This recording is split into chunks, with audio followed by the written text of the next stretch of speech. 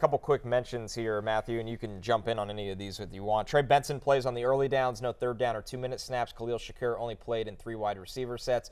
We saw Mac Hollins in 2 wide receiver sets. Jahan Dotson continues to play more in the slot. Jalen Nailor appears locked in as Minnesota's wide receiver 3.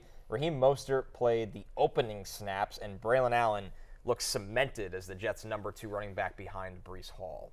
I think Curtis Samuel's being underdrafted, just going after the Khalil Shakir thing. And by the way, Keenan Coleman hasn't done much, but he's playing like every down with the starters. So I just think that's sort of interesting.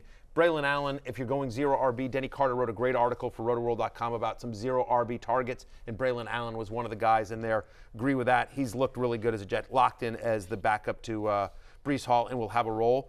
But Raheem Mostert, guys, this is somebody who scored 18 touchdowns last year, and it's just everyone's just sort of, no one cares. They're done. No. And I think he's just being drafted way too low. We love Devon Achane. He's still the running back I have ranked higher. He doesn't need a full workload to be explosive, but I think it seems insane to say that we're sleeping on a guy that was like a top 2 fantasy running back last year who scored 18 touchdowns. But I think we're sleeping on a guy who scored 18 touchdowns last year and was a top 2 fantasy running back. Yep. I think obviously there's an infatuation with Devon Achane, which makes sense given how explosive that he was. But again, like we saw that Achane, he broke down. He's not going to have a workhorse load. And most that is presumably going to be the goal line guy. So I agree there. The other thing too is like Jalen Nailor, but like there is a chance that if Addison misses time, I mean, the injury seems minor, but if he does deal with the suspension, that Jalen Nailor is the number 2 pass catcher in offense that is going to see Justin Jefferson double teamed constantly. So again, just the lower tier sleeper. I have no interest in Jahan Dotson, and that's coming from me. I don't know if the Commanders do, to be honest with you. He's had a rough camp. It's not like been they're pretty. trying to figure him out in the slot. They're trying to. That has gone south very quickly. Yeah, it's very odd. They don't have enough depth to get rid of him, but like it is for whatever reason, like he's had a bad camp. He's not playing with confidence. That was a bad miss. This weekend was better for him than it has been in a while. But this is freaking Homer Berry coming over and saying that hurts. I don't want Jahan Dotson. I don't want Jahan Dotson this year. All right, the notable rookie performances. Let's start with the quarterbacks here. Caleb Williams goes 6 for 13 for 75 yards and a rushing touchdown. Jaden Daniels 10 for 12 for 78 yards, 13 rushing yards. He's looked really good through 2 games. Bo Nix 8 for 9, 80 yards, a touchdown, 12 rushing yards. As we look at the wide receivers, Xavier Worthy 3 for 62 and a touchdown. Malik Neighbors 4 catches for 54 yards. Roma Dunze 1 big catch for 45 yards. Jordan Whittington. Have the Rams done it again? 5 catches for 52 yards. So I want to come back to Whittington in a second here, Connor. But Williams, everyone's looking at that one clip, where he rolls out and across his he roll. I'm going to do a bad version of this, but like he just basically runs this and then exactly, and then he just throws us this bomb to Odunze like a perfect dime. It just exactly right. you're like, oh yeah, that's why he was the number 1 overall pick and the consensus. But so both him and Jaden Daniels look great. But I think the interesting ones from those rookie performances, and God, we love Malik Neighbors. I don't care who's throwing the ball, him the ball. But I continue to love Jaden Daniels. But I thought Bo Nix, again, like we talked about this coming out of college, and when he got drafted, just what a perfect fit he is for the kind of offense Sean Payton wants to run, Connor. If he was going to get drafted top 15 overall, it was going to be by Sean Payton. That's what everybody said, because he's a perfect fit. He understands how to get the ball out. He can run play action. He can do so many different things. And he can run a little bit, too. You saw with the 12 rushing yards. He's athletic enough.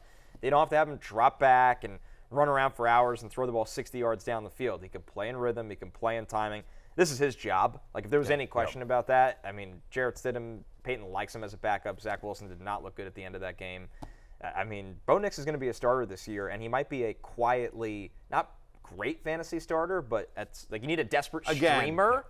You're going to be talking about Bo Nix. You're looking at you're playing best ball. You're playing 2 quarterback or super flex.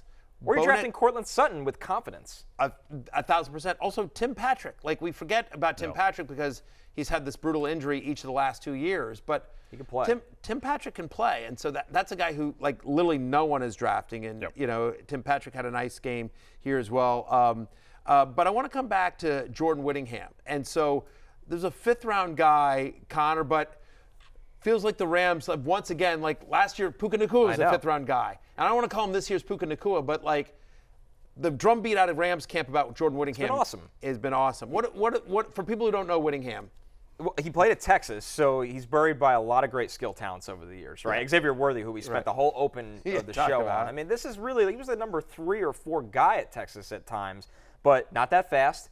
Good possession player. The reason Sean McVay loves him, great blocker. That's what they do. They draft guys that block on the perimeter and catch the football. You don't have to run a 4-3. You don't have to be 6'5". So he's the classic, smart, tough McVay player that, listen, is it going to be Puka or Cooper Kupp? No. But did he draft him in that mold of, I could trust you with the route tree, I could trust you to block, and if we throw the ball your way, beating zone, I'm scheming up against zone, you're going to catch the football. So he's going to hang on this roster. Yep. Here's on Caleb Williams, who had the amazing 45-yard pass to Rome Odunze that Matthew so beautifully reenacted. Yes. But outside of that, didn't look great for the Bears offense. He was 5 for 12 for 30 yards. They couldn't do anything against the Texans' backup. So I think Caleb Williams is going to be fine. Not too worried about one half of a preseason game, but anointing him as he's just going to be Mahomes this year. Let's see it in a real definitely game not. first. I mean, look, I have Jaden Daniels ranked ahead of Caleb Williams by quite a few spots. I mean, in Dynasty, I think Caleb Williams is going to be special, but